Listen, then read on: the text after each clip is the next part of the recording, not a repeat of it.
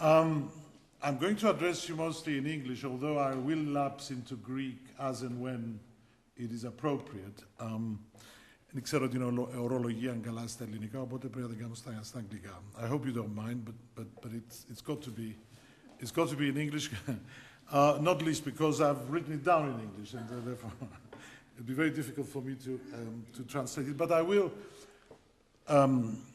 certainly go into Greek if necessary, and also if anyone wants to address me a question in Greek in due course, that I understand Greek perfectly, as George made it clear. My mother is Greek and my mother tongue is Greek, and therefore I'm very comfortable with the language. The title of my talk is actually The Barbers of Brussels, the illegal haircut of bank deposits in Cyprus in March 2013. Of course, the claim that it is illegal is a claim that I and my instructing solicitors, Pascalidis and co, are making. It is a claim. We think the claim has respectable arguments, but of course, in due course, it will have to be a successful recourse to the European Court that will decide whether or not the claims are successful. Just a bit of background first. The background facts are that in June, I think it was June 2012, the then Cyprus government, the Christofias government, made an application for financial assistance to the European Union. That application was processed, and it took a lot of time to be processed, but I think what happened was that there were difficulties which do not really concern me because they're more political questions. But in November 2012, there was a memorandum of understanding between Cyprus and what has colloquially become known as the Troika. The Troika comprises the European Commission, the European Central Bank, and the International Monetary Fund, the IMF. So there was a memorandum of understanding. That memorandum of understanding nearly came to agreement, but it didn't, partly because elections were in prospect in Cyprus in, I think, February of 2013, if I'm not mistaken. And consequently, it was put on hold.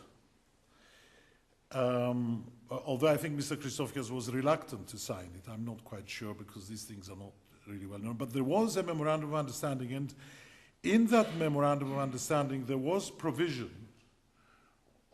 to enable the Cyprus government eventually to pass a law that would have enabled a haircut to take place. It's, I think, paragraph 1, subparagraph 19 of that memorandum did make that provision. But as I said, at all events, the position was that it was put on hold, although, and it didn't really feature in the election that took place, except that the present president, Mr. Anastasiadis, as a candidate, Εδεσμεύομαι, I think was the word he used, which I think in English translates, direct translation is that he bound himself, or he undertook that there would be no bail-in, no haircut in Cyprus. And this must have been known to the European Commission and the European Central Bank. They must have known this, and they must have known that he had given this undertaking, and it was quite an important undertaking, although, as we all know, politicians can say lots of things. but this sort of thing affected people's financial circumstances, and it was an undertaking which I myself think, although I don't know for a fact, but a lot of people relied on.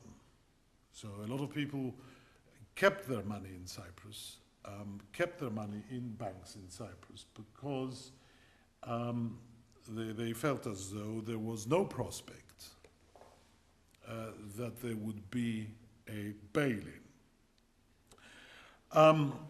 Once elected, however, I think negotiations began with the European Union, which culminated in the meetings of 15-16 March and thereafter of 2013, and thereafter, during which, according to President Anastasiadis, he had, metaphorically speaking, a gun held to his head and told that if effectively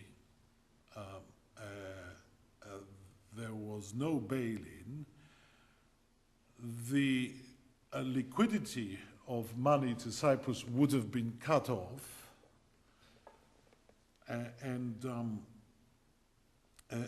that in those circumstances, Cyprus, the whole of Cyprus, faced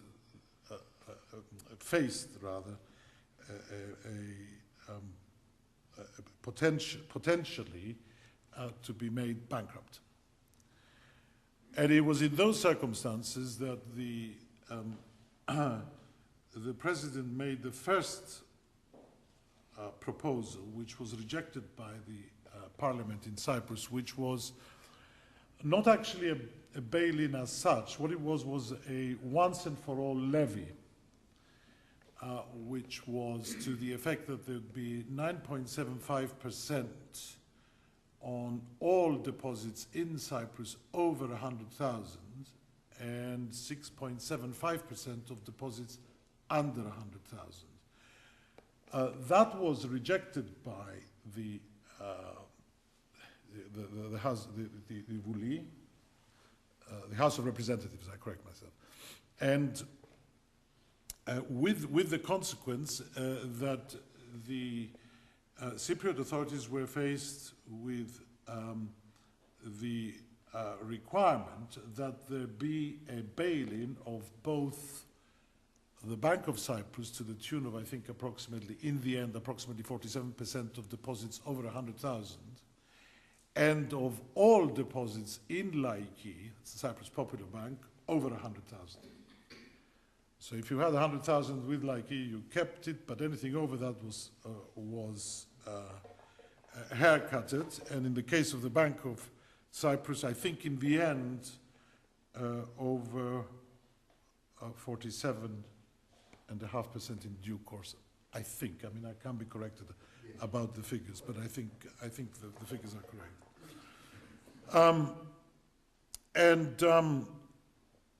In the end, I think effectively the Cyprus Popular Bank was dissolved in effect, and its assets transferred to the Bank of Cyprus, and the rest went to legacy, what they call legacy. Anyway, the long and the short of this is that or rather the question for most Cypriots, both in London and in Cyprus and elsewhere, is, was all this lawful? And this is what I'm going to address tonight. The question is whether it was lawful, and other respectable arguments for saying, we say that there are respectable arguments for saying it was unlawful. Now, I think, I don't know what the figures are, but a very large number of Cypriots or Cypriots originally from London have actually been affected by this, because, as you all know, it's the dream of most of us to return to Cyprus and retire there. Many of us have acquired a property, and many have sold their property and returned to Cyprus, put their money in the bank and lost it.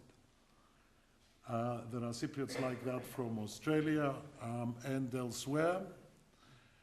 I think the Russian population of Cyprus has been adversely affected, not as much as everyone thought, because I think the Russians started moving their money out a little bit before then, but a lot of them have been affected.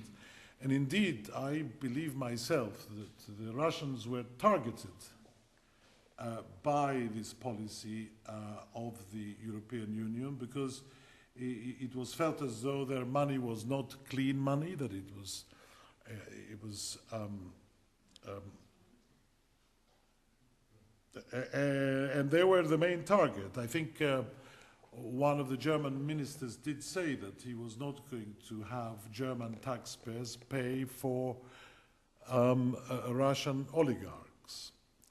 So, in a way, what happened in Cyprus was that the Russian money was targeted, and the Cypriots lost out as collateral damage. And therefore, with that in mind, I'm going to now address the question of whether it was lawful or not. I should say at once, I don't know if any of you know this, but there was, the European Union had been planning to pass a bail-in law or a bail-in directive for some time. And this bail-in directive has still not become law. But it's quite interesting. This directive was the directive to which reference was made in the Memorandum of Understanding in November of 2012. And essentially, what it enables, what it does, what the directive rather seeks to do, is to make sure that that insofar as bail-in becomes necessary, and I'll try and explain what bail-in means in a moment, but when it becomes necessary, they wanted to coordinate it so that it was available in every Eurozone country in the every European country in the European Union. But they've been trying to get agreement on it for a number of years now without success. So far as I know, they recently even changed some of its provisions to make it more palatable, but again without success, and again it hasn't become law yet, and this is quite important. The fact that it is not law is extremely important, because it's the basis of the arguments as to the illegality of the bail-in in Cyprus. Now, this directive, the provisions of this directive are effectively that it would be possible under the directive for banks to use their own assets, including bank deposits, to, as it were, save themselves if they get into difficulties. That's the idea behind it. Now, because of the difficulties that arise in the banking field, it was felt that any bail-in provision, any kurema that was available, would only come into force initially on 1st January 2018,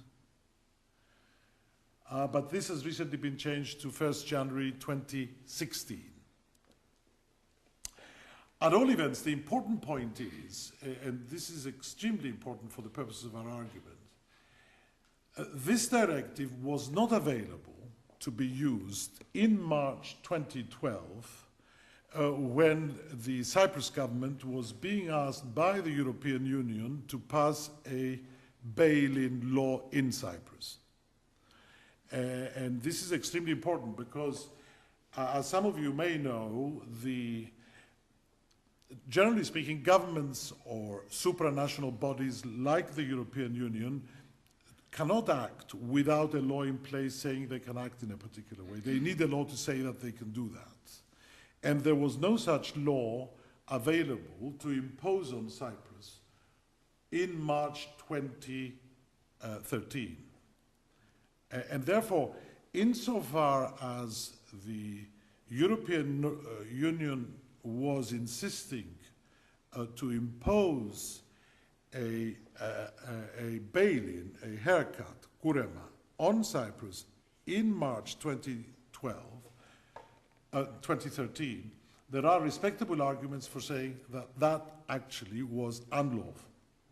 It was an unlawful requirement to make of Cyprus. Now, I should tell you that in the cases that we are doing, and this may surprise some of you, the European Union and the European Commission and the European Central Bank are claiming that it was not they that required Cyprus to pass a bail-in, that they were not responsible for the kurema, and that it was a unilateral decision of the Cyprus government.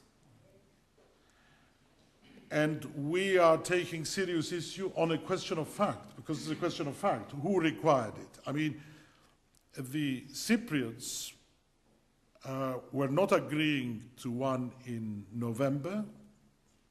Christofias didn't agree to it. Mr. Anastasiadis was binding himself during the election campaign in January that on no account would he agree to a haircut of deposits. And here we have the European Union in the shape of the European Commission and the European Central Bank maintaining that actually it was a unilateral decision of the Cyprus government, not the European Union. It was not the European Union that required it. It was the Cyprus government. On the other hand, we have statements both by Mr. Sarris, I think, the finance minister at the time, and also the president himself, saying that they were forced to accept this. In the end, our case is that the court will have to decide who is telling the truth. Because it is a very important point, this. You see, most people in the whole of the European Union were not aware that a government can make a decision to appropriate their deposits. I mean, if any of you ask yourselves this question, whether in, say, last year, January or December, whether any of you thought that any money that you had in the bank was not safe, you'd say, well, we think it's perfectly safe. There's nothing that suggests that a government, of course, like any company, a bank, if it has difficulties, it can go into liquidation. But that's not the point here. What we're talking about here is something completely different. This is a government or a supranational body like the European Union saying to a bank that now I'm going to take your depositors' money away from you. Now, so far as I'm aware, it never happened in economic history before where a government did that. I'm sure during question time some of you can tell me if I'm right or wrong about that, but so far as I know, it's never happened before. And so here you have a situation where a small country in the Mediterranean with a few whose requirements were not that great by comparison. If you compare the amount of money that's been given to Spain, Portugal, and Greece, Cyprus, the amount of money Cyprus required was, I think, a maximum of 17 billion. Now, it's a lot of money to you and I, but to governments, it's peanuts, 17 billion for a government.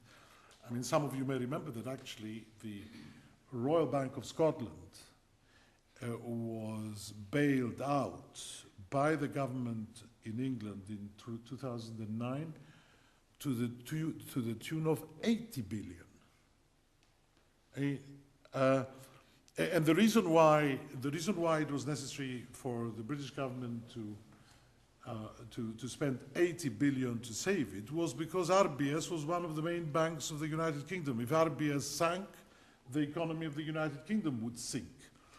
Well, of course, the same applies to Cyprus. If Laiki and the Bank of Cyprus sank, then the economy of Cyprus sank, and yet the the European Union was prepared to countenance the destruction of the economy of Cyprus. And in the end, if the truth must be said, the finance industry in Cyprus has actually been destroyed.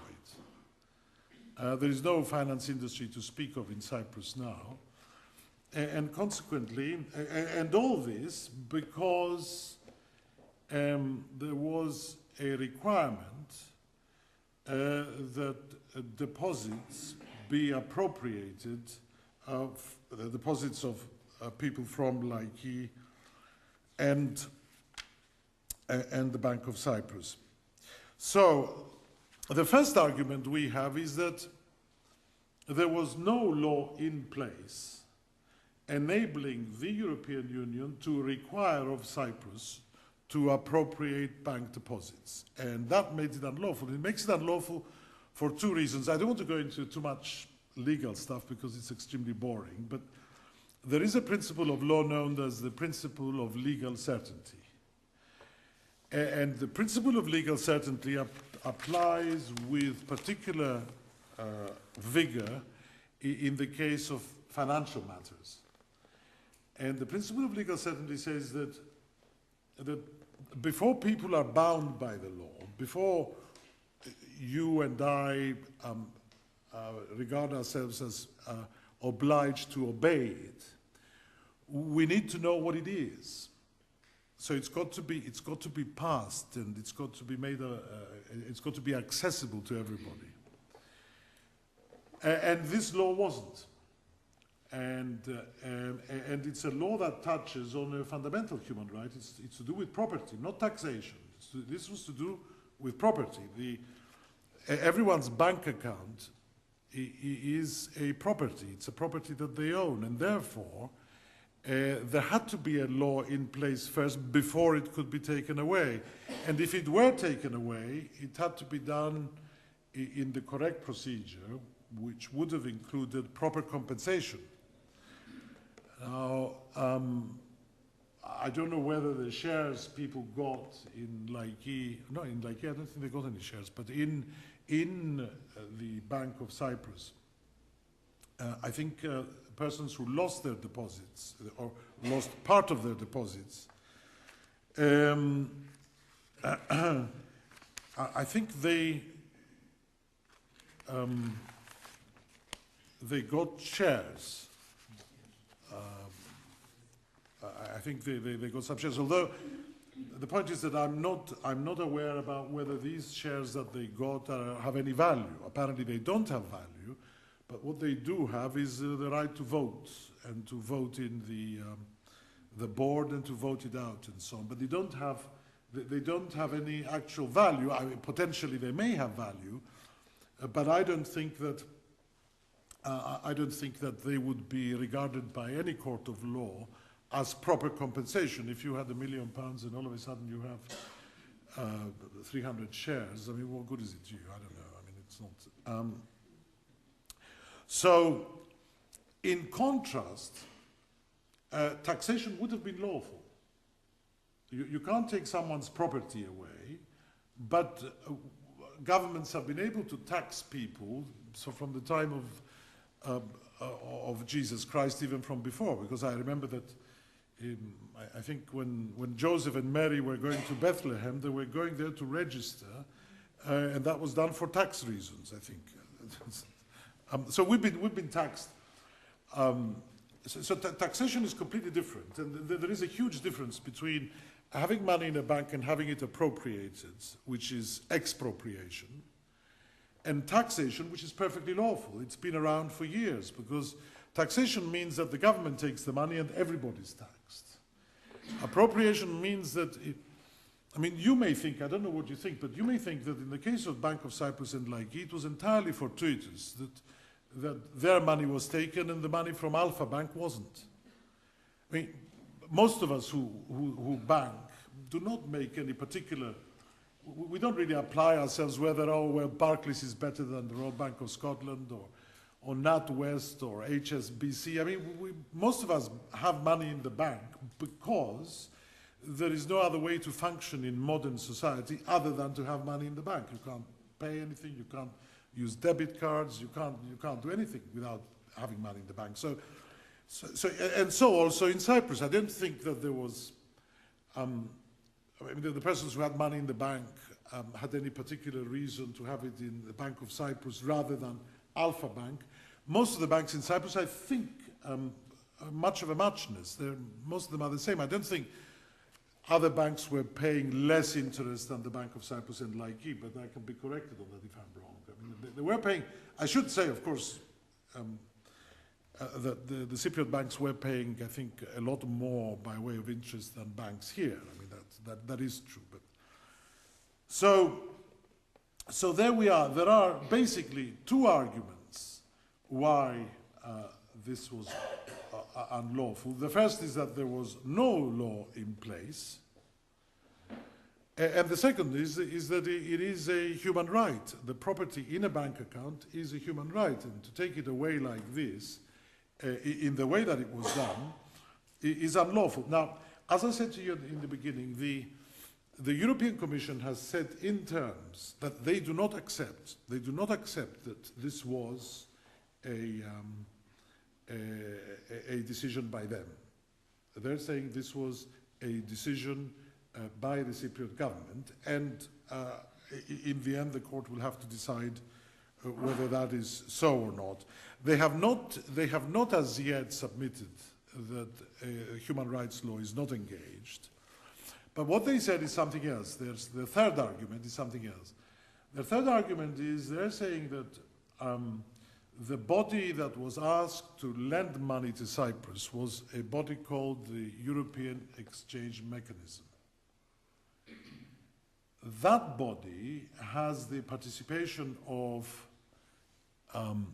the European Commission, the European Central Bank, the states of the Eurozone who chip in with contributions, and this is the crucial point, the International Monetary Fund.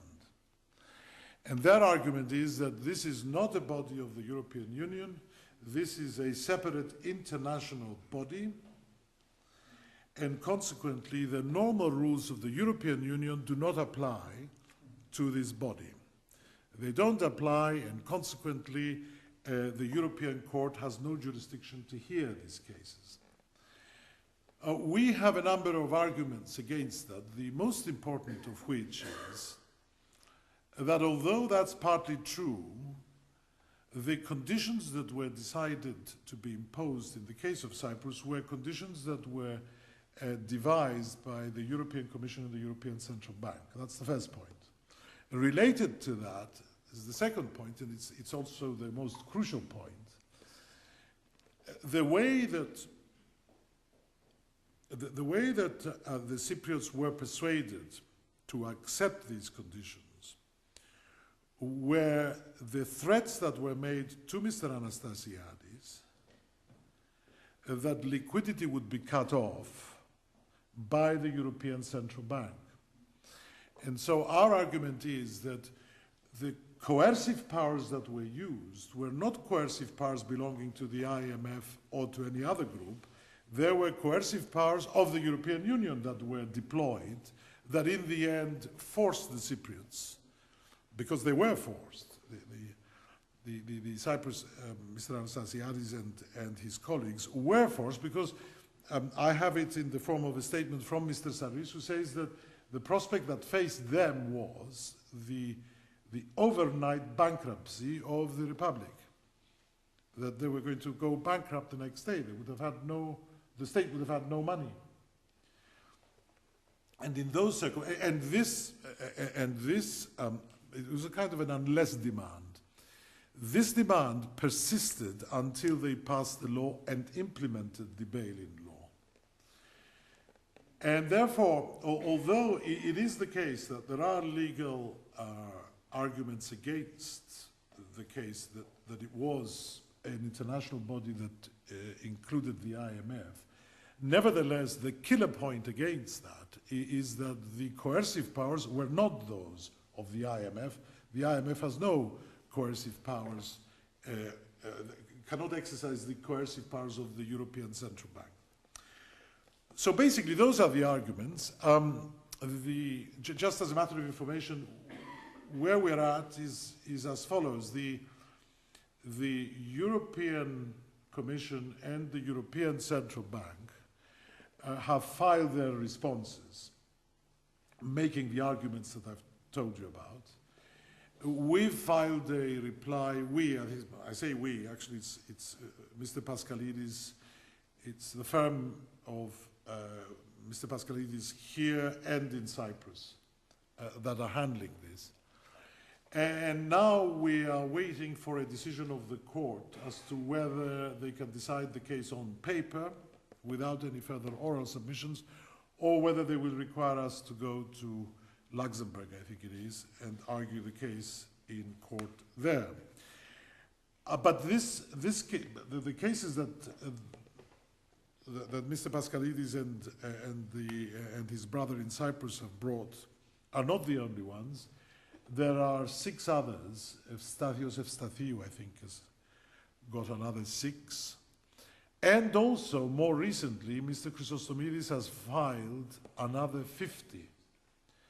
I've spoken to Mr. Chrysostomidis. I think the arguments are substantially the same in most of these cases, but I don't know what response the other cases have had, but so far as Mr. Pascalidis' cases are concerned, there are 6 of them, we're waiting for the court's decision.